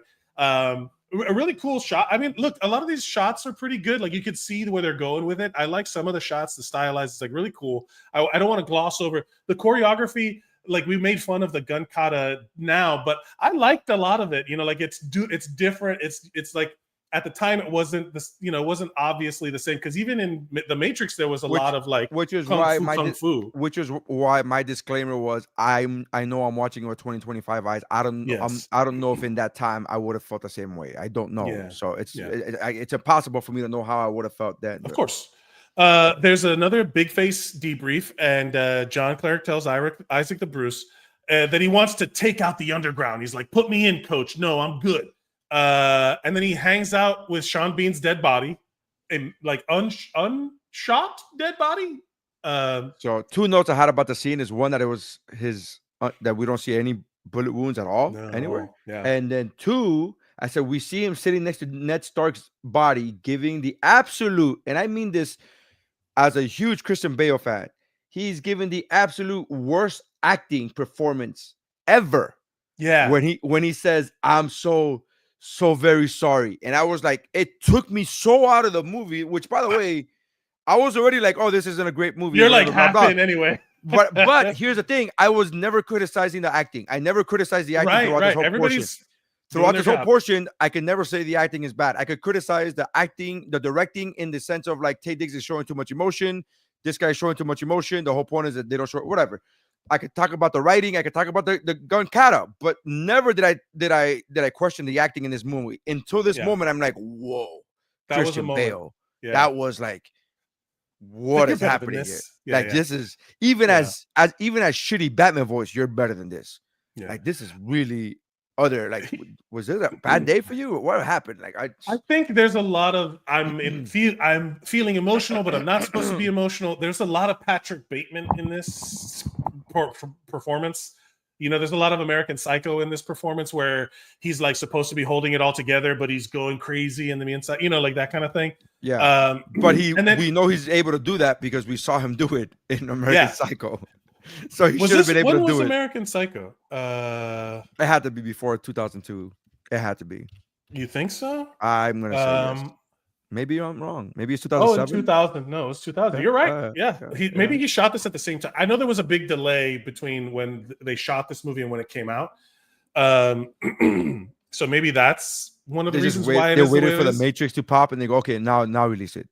Or that was like, it's too close. Like, maybe he was like, it's like it was too close, because it, like, look, even the thing, like, look at the poster that I put up. It's literally looks like the Matrix. So maybe they just wanted to give a little time between that or whatever. But anyway, so when he's hanging out with Sean Bean's dead body, Boromir's arrow-pierced corpse, he discovers that him and Punch Drunk Love knew each other, and he goes to ask her some questions, right? And dude, that picture of him, of Sean Bean, the worst Photoshop I've ever seen. The worst Photoshop I've ever. It's so funny. Bad. It was so blatant. I was like, dude, you guys. Like, the lighting's off. It's like, you could tell that Sean Bean was like, I told you I was there for one fucking day. I gave you 1 day. 1 day. You could have had me for one picture, you couldn't. Oh, fucking so funny. good. But it was so great. This brought me joy. Like that. I'm like, oh, look at this fucking. Oh, okay, yeah. Yeah, no. So I'm glad you caught it. I'm glad you caught it. Yeah. I was about to take a picture and just to send it to the episode. I'm like, bro, you gotta watch this shit. You gotta look at this. I've had to photo double people before, and you show up on set, and then you're just like a shoulder, or like you're there because when they do pictures of things, they go through and do like family photo shoot days for some things. You know, when they have the time, they bring everybody in and they make them shoot like the barbecue picture that the guy looks at later on. Like when they shoot the stuff that John Wick is looking at about his wife in the phone in the first movie, they had to shoot that, you know? So, or they Photoshop pictures like this. And so he confronts her, right? They do the interrogation, which apparently this guy has access to everything. So he's allowed to do all this stuff. He has a multipass. He's multipass. She tries to play it cool, but then loses it when when he reveals that 006 died by his hand. He's like, I killed him. And then she leaps across the table, and then they make eye contact, and they're like, "Oh, we're both feeling." And then I wrote flirting ? Flirting ? Nery, I'm starting to think you don't know what flirting is. But I don't think that they know what flirting is because they're new to emotions. That's why I'm putting question marks. I'm putting question marks behind my flirtings. I don't know if this is flirting, but I'm asking. I don't know if they think it's flirting. Is my whole point. Like, do they think this is flirting? Because I don't know if this is what's happening. That's so funny. Yeah, that's so funny. So, and it turns out to be true. By the way, it turns out to be. I was right on this one. With her, I was right. Yeah. With her, I was right. I know this because of what happens later on in the movie, and also because of Wikipedia. So there is you so again I'm watching this movie and making notes as somebody who has seen this movie a bunch of times, but now I have to present it as if we're experiencing it together for the first time, like the way the movie wants to be received. Sure, this isn't like when you go back and like this is I have to treat it like it's not a rewatch for me because I have to assume that someone's going to see this and go watch Equilibrium for the first time. Not after my review. Not dozens of fans. Not really. He goes to investigate the library and discovers he goes to investigate the library that 006 had been referencing. You know, he wrote freedom, and then he's like, I'm putting two and two together. He's like, I'm a good cop, kind of. And he goes to investigate this library, and then he discovers that it's connected to the underground. And the leader is the guy. This is the most guy that's in that thing all the time. Actor. His name's William Fichtner. This dude, whenever he pops up in anything, it's like, hey, that's that guy. He's the one that plays the Shredder in TMNT, the new one. He's the guy his name's William Fichtner. He's the head of the give me a second. I have a comptroller at my door. Hold on. A comptroller. Oh, hey everybody. It's just me, William Fichtner. He's an American-born actor. Let me bring him up. We all know William Fichtner. Let me see. How do I share this?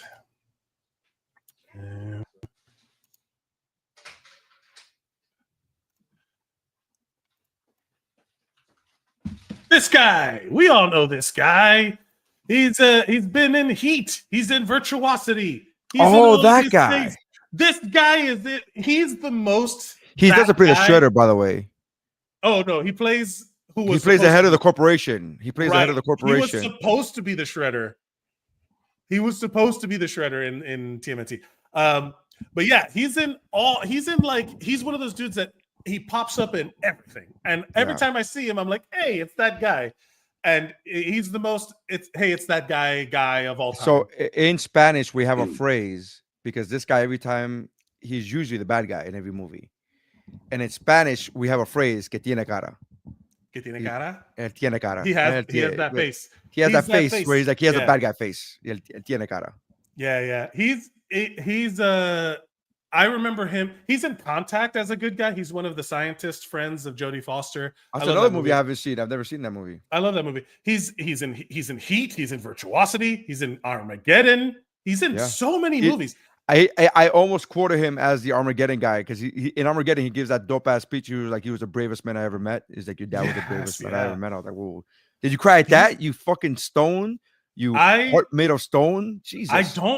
Hey man, I'm sorry. I'm not soft like you. Okay. Sorry that you're a real man. I'm a real man who's struggling so much. But he was also he was the Dark Knight bank manager at the beginning of Dark Knight. He's in everything.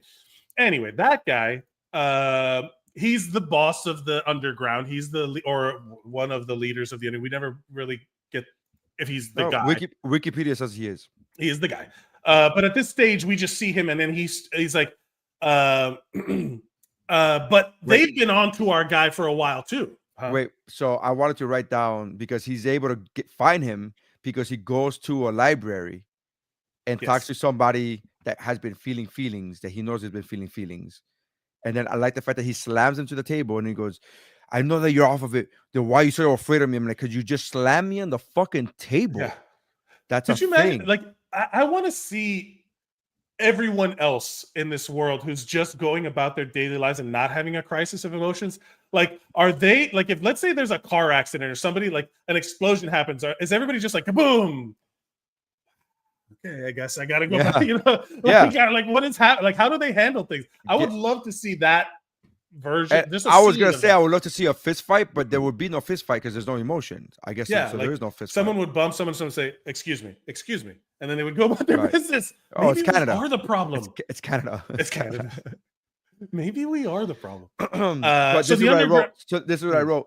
He meets Jurgen because he goes through a library, and then Bale throws the guy through the books like he's a Florida lawmaker.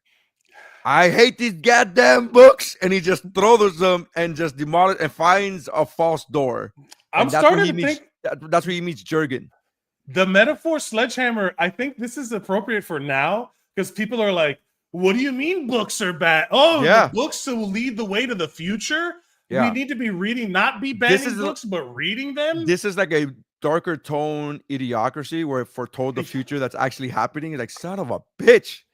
Dark idiocracy is a very funny way to describe equilibrium. You're not wrong. You're not wrong. Damn, that's good. Because he throws him through the wall like the books will show you the way. You know, like it's straight up again, metaphor sledgehammer in this movie. So they need to know if they can trust him. So they strap him to a lie detector to be that's the test, right? And he gives which by the way is the lie detector test is not good for detecting lies, but in this case it would be good for detecting emotion because that's all the lie detector actually detects is the emotion. 100%. So this Jurgen guy gives John like a lesson in feelings, like he's like a sad Yoda, like he's giving him the whole like feel the force kind of situation. When you're in control of it, let it flow through you. You know, that kind of, he's giving a Yoda conversation. And I called it the douchebag boyfriend conversation, where when your friend, you go through this phase where your friends are telling you that they're cheating on their girlfriends, right? Like you're 15, 16 years old. Yeah. And the guy, and then you have that douchebag friend who's always like, bro, what you got to do is you got to lie to them, but just with a straight face. Like he's literally telling him, you got to hide your emotions. Even though you feel it, you can't show them that you're feeling it. Like he's like, so I don't feel it all the time. Like he's just doing it's so funny that you went with Yoda, and in my mind, I'm like, oh, you're giving that douchebag guy conversation. I don't hang out with those kind of dudes there. But we were out of my life. I have 40 when we were 14, 15, yeah, that's what I'm saying. I don't hang out with them. I don't hang out with them now. I'm too busy traveling, working. But I remember it in my 20s. And I will say that there was a couple times where like those dudes are not in my life, but people would come up to me and be like, man, this girl, blah, blah, blah, blah, blah. She thinks I'm cheating on her. I was like, are you cheating on her? It's like, yeah, but I'm not going to be like, okay. Yeah, but so she doesn't. Right. Yeah. It's like, but to know that. Yeah, but I've not given her a reason for her to accuse me. I'm like, but you have. I mean, you're just bad at it. Like that was my thing. I was like, you're just bad at cheating. Like just take the L, But then, so he gives him the sad Yoda speech / douchebag boyfriend speech, and then he drops the big mission on him. We're like, we need you to kill father. Basically, this is just one big therapy session where everybody is just like, you really should fight your dad. And it's one big therapy session, but they just cut to the chase. You know how therapists are like, well, how do you feel? How does that make you feel? And they're like, listen, I'm going to tell you what to do. This is like shrinking, where he's like, I'm going to tell you how to fix it because you're just an asshole. This is one of those things where this is Paul F. Tompkins bit. He does it's a bit about therapy, and I love the line where he's like, it's not all about your blaming your parents, but there's enough about it in there so you feel like you're getting your money's worth. You know what I mean? Like so they tell him you're gonna have to kill the leader of this world, and then John Preston starts having a freak out in the streets in public, and he's crying in public, having a freak out in an alley, and then he gets picked up by the fuzz. He gets brought into the boss, normal size head, because he's in person now, and he accuses him of feeling emotions. The voice accuses John Preston of feeling emotions, while this dude is clearly having emotions. He's screaming at him. I wrote that down. I said, so Diggs, who has been suspecting Preston of being a sex offender, arrest him in a very loud and boisterous manner, showing emotion. A lot of emotions. This is the voice. I'm talking about where he goes in front of the voice guy. And then because that part's coming later, because there's this whole exchange where he's giving like a debrief where he's, right. Yeah. And then he's basically she's gonna die, whatever, blah blah. Basically. Yeah. And then he's basically told to, he's like, hey, like, so he's like, no, I'm good. He's basically like, stop fucking around, bust these guys already. But while they're investigating him, so he has this check-in. They tell him this guy, the voice of the father is yelling at him, and he's just like, all right, get it together, man. We gotta bust these guys. Yeah. Then he goes home, and then we see that he has not been taking his medicine at all. He goes back to his stockpile behind the medicine cabinet where the medicine goes. Right. And then he starts messing with his kid's dose, and the snitch of all snitches catches him. What's the name of the kid in Recess? That's the snitch, the informant. Randall. Randall. He's a fucking Randall, this kid. Dude, the fact that I knew that is surprising. Yeah, that's a I great did not pull. know. I like shit. Which, by the way, also the fucking villain in Monsters Inc., Randall. Yeah, fuck off. If you Randall out there, your name is Randall. Fuck you. Yeah, fuck you, Randall. Fuck you, Randall. Snitch. Basically he catches him, but then he's like, I just want to make sure you're taking your medicine or whatever, blah, blah, blah. Then he goes to visit Mary O'Brien on her execution eve, right? Right. So like it's the day before she's about to be burnt to a crisp, which you wonder why. Like this place is all about efficiency, like what are we doing? And then he reveals to her that he's off his meds. They do that thing that they do in Bridgerton where their fingertips touch. Like where it's just like it's not horny, but it's horny. It's not horny, but it is. Where they're like, it's women don't like to call it horny; they call it spicy. It's spicy. It is arousing. I love it when my wife goes, "Oh, I'm reading my novel. It's my spicy novel." I'm like, "You're reading porn. Just say you're reading porn. Just porn. Just say it. Just you're getting the same out of it." And they did it. The tips touch, and they have a moment. And then. So like we're like, okay, we get it. You wish you could be fucking. And then we cut to the underground again where they're doing the battle. They're doing the battle plan, right, for the attack, right? They're going after the meds, and then they miss one dose, and human nature will sort itself out. Kind of like if we had a general worker strike in this country, the entire billionaire class would suffer, and we should probably do that. While they do that, John Cleric has to go after the big boss himself, right? So there's like multiple fronts of attack happening. And then he's told very clearly, do not get involved in this lady's execution. But then he goes and watches the most triggering video of all time, his wife's execution. And of course that sets him off. And then he runs to the building. Nobody in the city runs. You would be like the most obvious red flag. So many hallways, so many long hallways. Yeah, and he's running. Nobody's like you're attracting so much attention to yourself. Anyway, these women get burned when they're wearing robes for some reason, and I was like, they're witches. This is a metaphor for witches. Again, the metaphor hammer strikes again. Have you seen that video where they're doing they're burning a witch? And they're like, witch, burn the witch, burn the witch. And then the witch goes, I have a spell that can make your penis larger. And they go, save the witch, save the witch. I always wonder, like, what would happen if the lady didn't burn? Like, what would they have done? They prove that she They'd was be a like, witch. ooh, our bad. Sorry, magical being with awesome cosmic powers. Yeah. Then so he gets there just in time to watch this lady go up in smoke. Obviously, he feels some kind of way about it. Now we're in the bad trip stage of the new emotional drug levels. You know what I'm talking about? Where he was tripping good and experiencing things, but now he's in the bad trip stage. So he collapses in the front of the building steps in public, and then Tay Diggs digs his head in.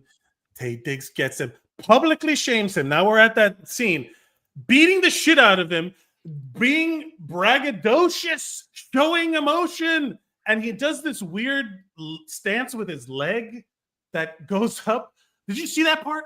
Did you notice that part? No. He's done such a deep lunge to get into frame that his knee is by his head.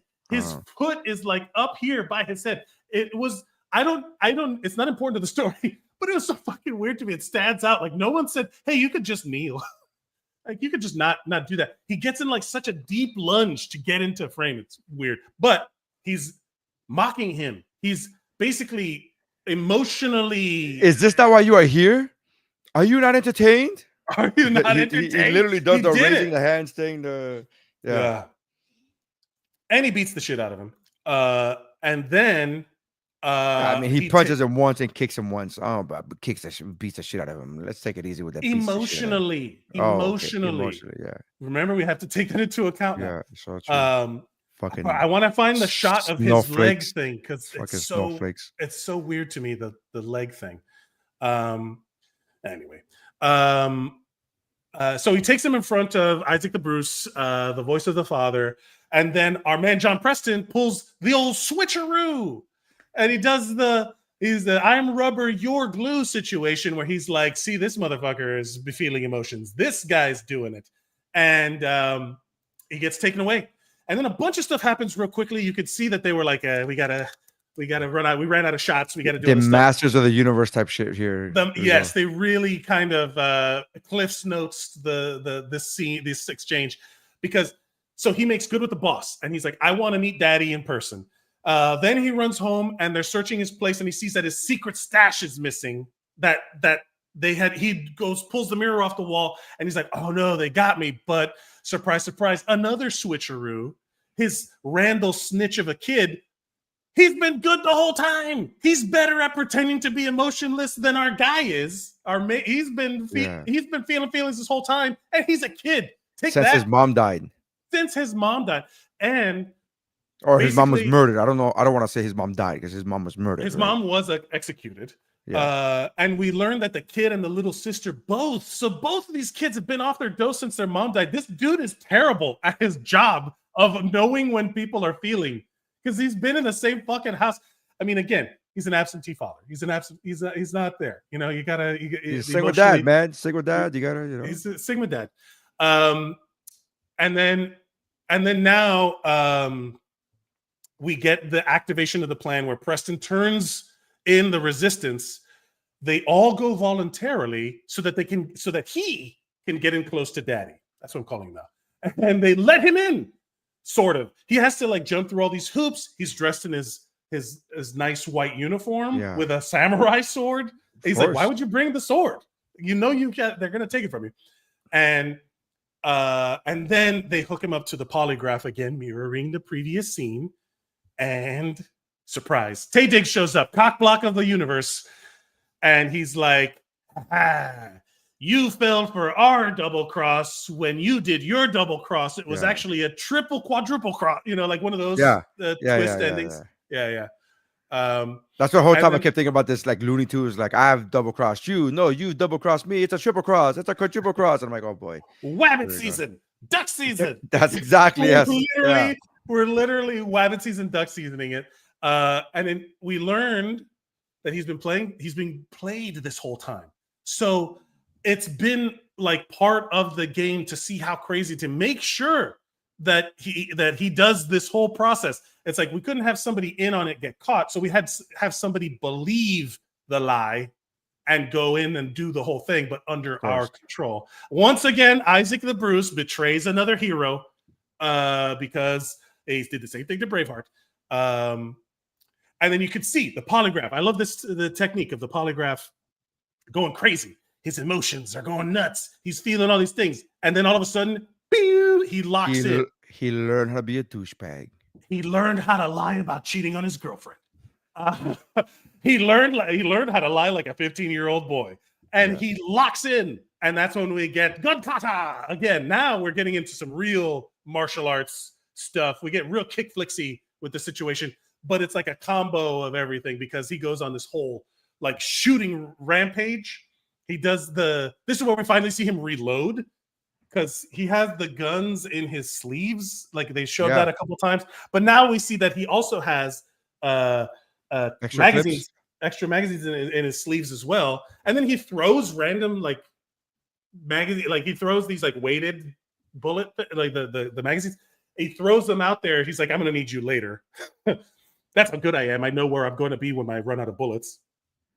And then he starts doing, again, shooting faceless. They might as well be ninjas. Like, because whenever you see somebody in uniforms that are covering their face, they might as well be like the equivalent of 80s ninjas, action movie ninjas, because it is just disposable people.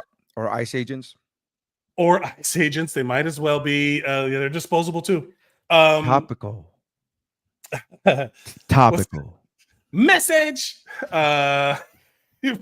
What's that from? Don't Be a Menace. The South Central while drinking your juice. That's a real movie that if you showed a Gen Z person that they'd lose their minds. They would lose their fucking mind. Bro, there's so many layers of reference going on in those. Forget it. So he does this super cool move with the machine gun. He does that whole kick it up like almost like you do a skateboard, and then he catches it. He starts shooting everybody. He's dispatching everybody, Gun Kata style. And when he finally makes it to the Voice's office, we get the showdown of the sword fight, Zatoichi reverse grip sword fight style that you think we're about to get Taye Diggs' big epic fight scene with Christian Bale. But surprise, he's locked in. You only got a draw with me last time because I was high on Molly for like experiencing my emotions for the first time. I'm locked in now, buddy. I'm gonna slice your face off, and he does. Taye Diggs goes down faster than he did in Jamaica to help Stellar get her groove back. It was so anticlimactic. I was like, not Stella gets her groove back. I love Angela Bassett for life. I love you. And then when the face slit comes off, I just kept thinking about that scene from The Office. He was like, by far the most expensive shot in the movie.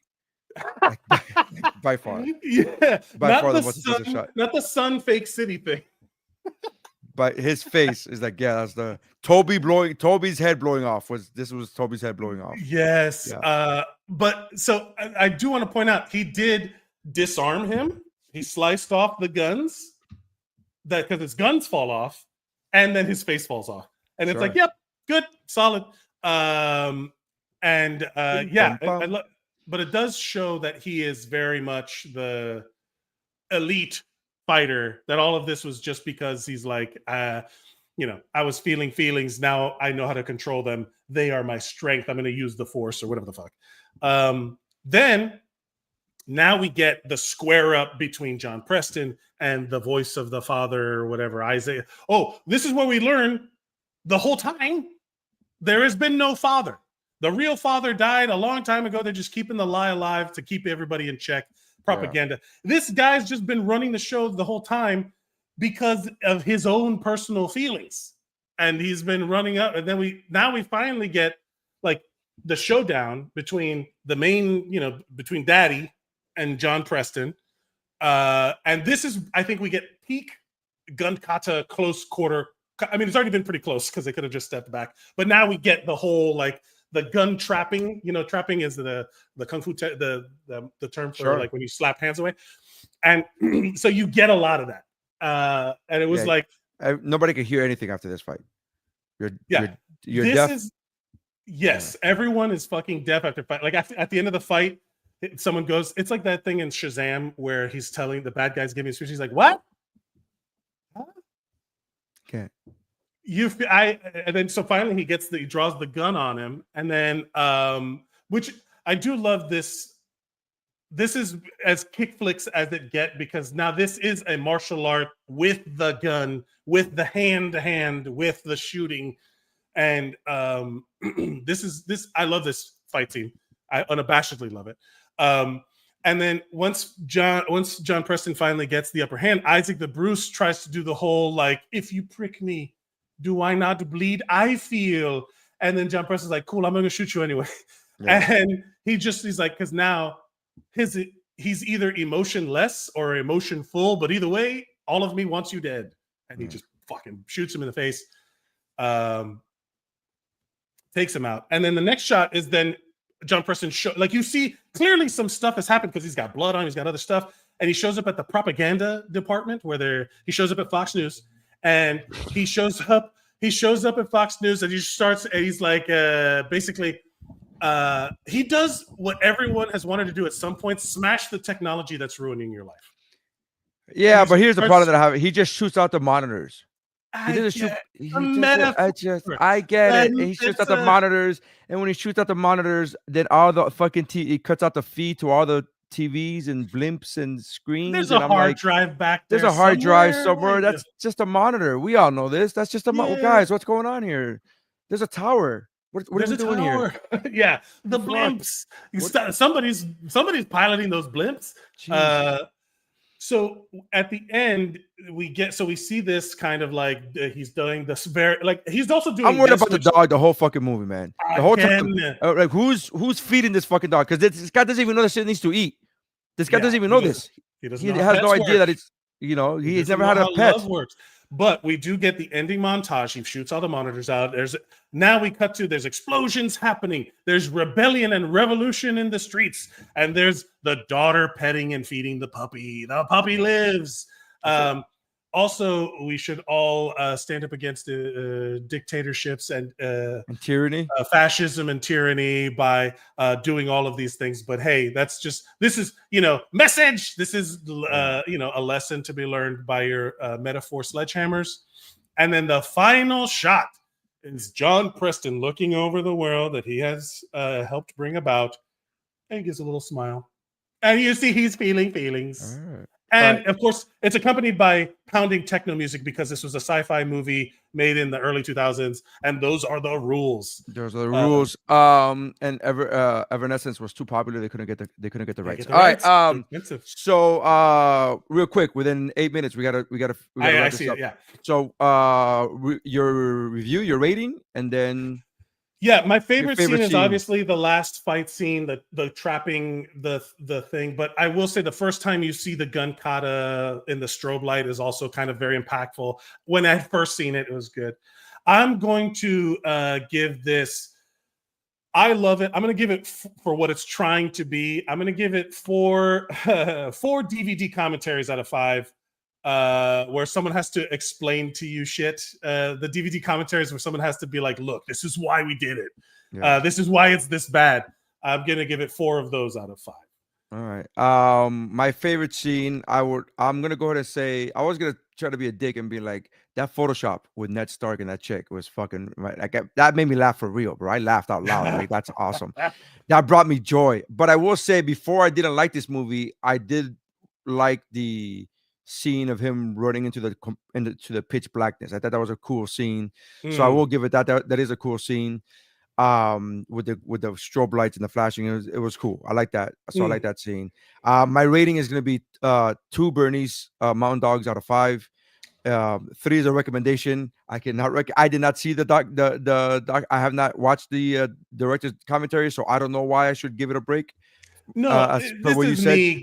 No, you saying. I know you. I'm just going based about what you said. You're like, But 2 out of 5, man. It's 2 out of 5. It's again, we present differing opinions so that you, the viewer, can make your own choices. But this is every movie podcast. This is every movie podcast. It's the same thing. It's the whole reason. Like, I don't know. To give a disclaimer every time is like, this is how I feel. Yeah, of course. This is how we are the equilibrium to every other Matrix podcast, movie podcast. We are correct. We're just doing our version of it. And if you think about it, we're two sides of the coin. You gave it a 4, I gave it a 2. Somewhere in average the middle. Of a 3, somewhere is average is a 3. So that is a recommend.